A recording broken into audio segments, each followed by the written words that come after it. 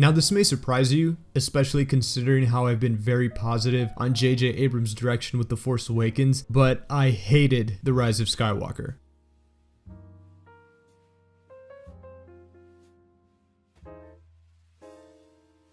Don't worry, I didn't completely hate it at first when I walked out of the theater, I think, because there were a lot of moments where I genuinely smiled a lot, and 10-year-old me started to creep back in to feel what it was like to be a kid again watching these movies. Oh, and spoilers for The Rise of Skywalker. I've been very vocal of the sequel trilogy, not from a place of negativity or toxicity, but from a place of care. See, I want to enjoy these films. I want to see them succeed and honor the mythology of Star Wars, the same mythology that George Lucas graced us with by giving us arguably one of the greatest films ever, and one of the greatest characters in cinema. If you enjoyed this movie, I'm really happy for you, but I can definitively say that this movie is a depressive, disjointed disaster, and it all starts with the plot.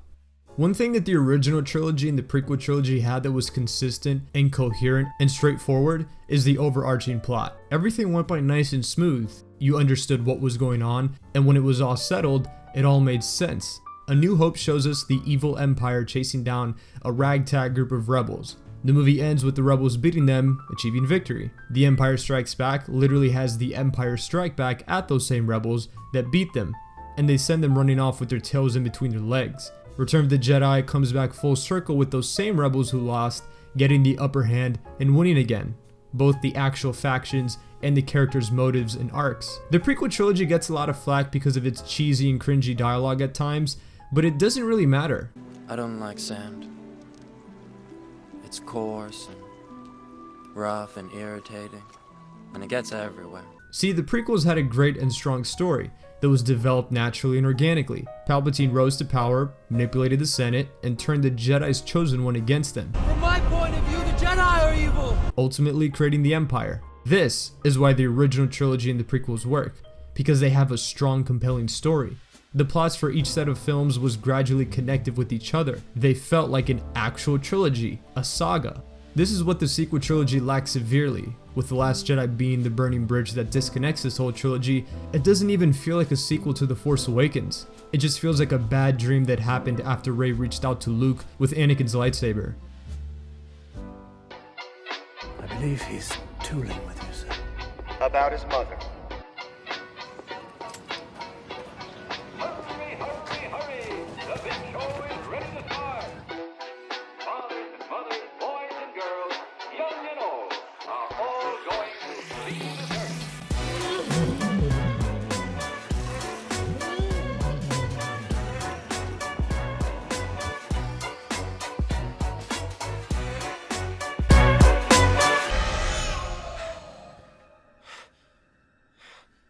The plot for The Rise of Skywalker not only feels out of place, but it feels so rushed and crammed. It's almost like Disney and company panicked over The Last Jedi's backlash, which followed up with Solo's box office bombing, and decided to shoehorn Palpatine into the story in hopes to get people in the theater, not to mention all of the fan service we got. Don't get me wrong, it was really nice to see them, but it soon faded away into obscurity, because the story was not good. A strong story is what should service the film, not short, cheap fan service moments that this film heavily relied on. Now, there's nothing wrong with fan service if in context. The fan service in The Rise of Skywalker didn't hold up because it lacked a good execution to its story, and I'll get to that soon. The opening of this movie starts with Palpatine randomly being found by Kylo Ren with no explanation. He just pops up and says, "I am every voice you've heard." Then afterwards, the rebels, the Resistance, get a hold that Palpatine's back, which sends Rey, Finn, and Poe on a classic adventure to find the evil Sith Lord, which was enjoyable to watch, but it just didn't hold the same weight because they aren't established together. I'd rather see a 2-hour adventure with the Mandalorian, Baby Yoda, Cara Dune, and Greef Karga. Our blasters are useless against him. Hey, let's make the baby do the magic hand thing. Come on, baby. Do the magic hand thing. I'm out of ideas.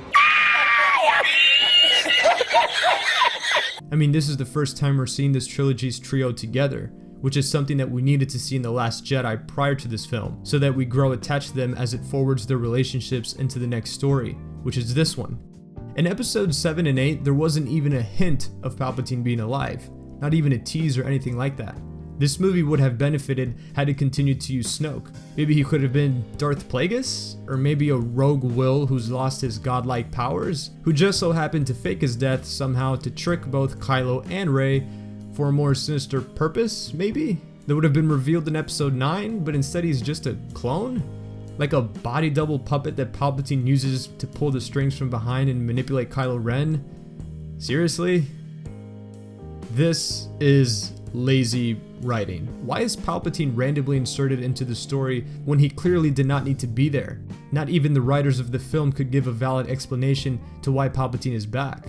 The film begins and it is openly accepted by nearly everyone in the galaxy that Palpatine is back. The opening crawl reads, "The dead speak. The galaxy has heard a mysterious broadcast, a threat of revenge in the sinister voice of the late Emperor Palpatine." That's about as much as J.J. Abrams and Chris Terrio's Rise of Skywalker script gives fans in terms of explaining the Sith Lord's return.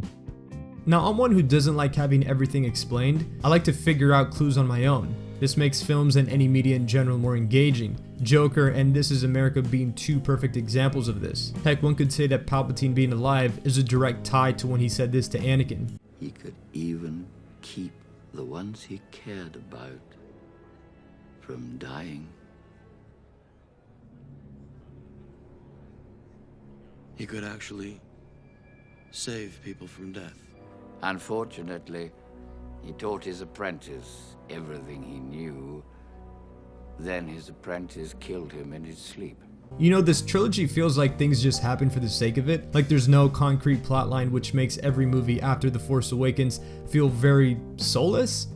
It's really hard to talk about The Rise of Skywalker without referencing back to its predecessors, because the effects of those movies ultimately affect this one. Hence why it's a trilogy, and why you need to plan out your trilogy's arc and not wing it. Remember, this is the third film of a trilogy, and the 9th film of a decade-spanning saga.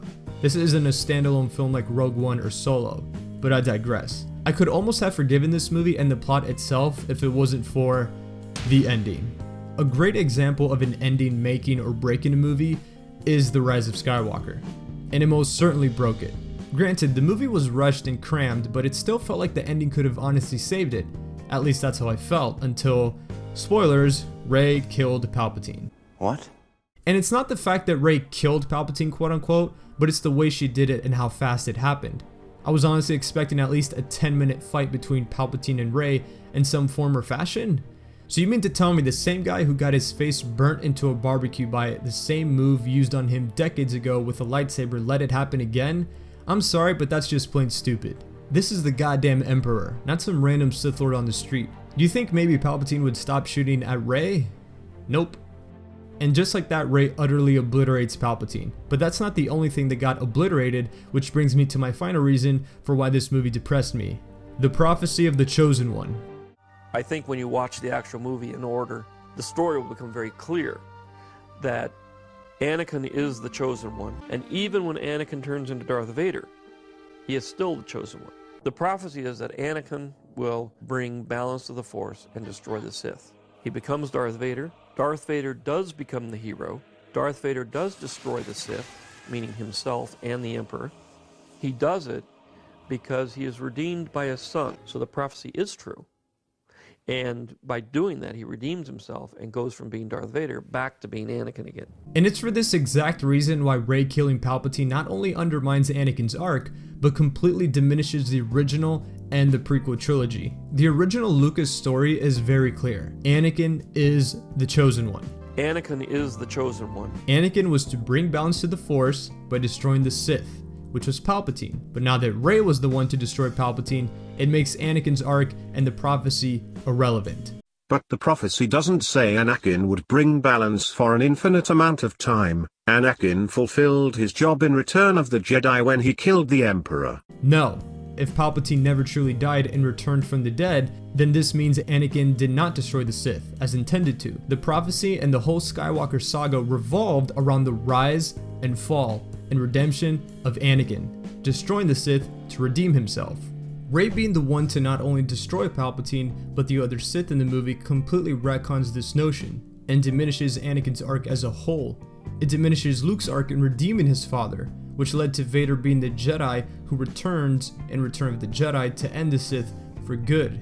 which now means nothing since Anakin isn't the true chosen one, which by default ruins the Skywalker story. There's a small moment where Anakin speaks to Rey and tells her to bring back the balance as he once did, which is clearly a lazy and reckless attempt to retcon the original George Lucas story. The worst part is that this completely ruins this perfect scene between Anakin and Luke.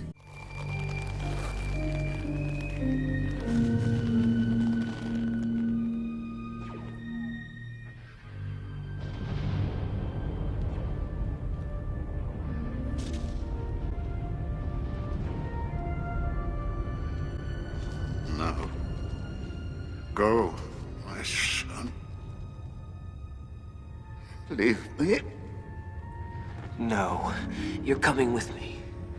I'll not leave you here. I've got to save you. You already have. I mentioned earlier that I was more upset due to how Palpatine died, and not so much that Rey killed him. It would have been more poetic if Anakin returned in the flesh as a Force spirit when Rey spoke into the abyss, to the other Force ghosts.